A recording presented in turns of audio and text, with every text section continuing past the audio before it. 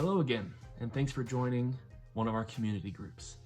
This week, we're going to be talking about having a daily relationship with God. It's a guiding principle that we value here at the Navigators, and honestly, we emphasize pretty often. So, the term having a relationship with God might already seem a little confusing. How can I have a relationship with someone that I can't see, or I can't hear, or I can't touch? So I want you to think of people in your life that you are closest to, who you have a close relationship with. Maybe some friends, maybe a family member or two, maybe a boyfriend or a girlfriend.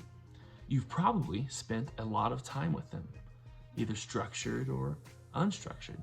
In fact, I'd say I don't think you can have a close relationship with someone unless you've spent a lot of time together. And the more you spend time together with someone, the more you become like them. You've probably noticed that in your life. Like maybe one day you say something out loud and you go, oh crap, I sound just like blah, blah, blah. Someone you've spent a lot of time with. Well, as Christians, we want to be more like Jesus. In fact, Christian loosely means Christ one, or little Christ. In fact, you could probably also say there's a lot of non-Christians that would like to be more like Jesus.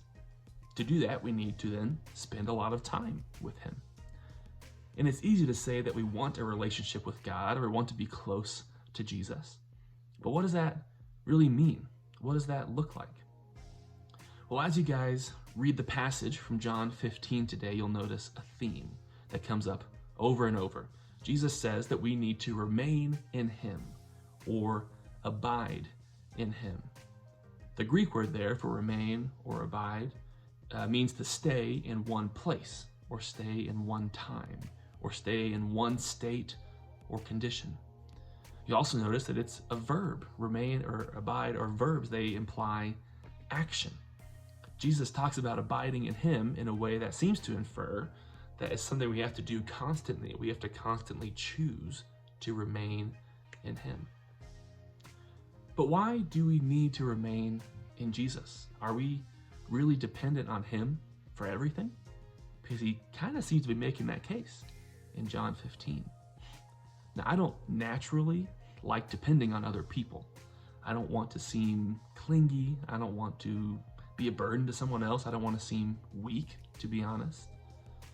But Jesus is claiming that we need him. He's also claiming that he wants to spend time with us.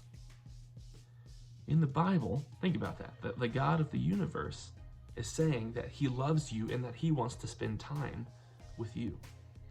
To be clear, that is not something you find in other religious beliefs. That is pretty unique to being a Christian. And it turns out God did give us some words of his to read in the Bible. And he did give us a way to talk to him through prayer.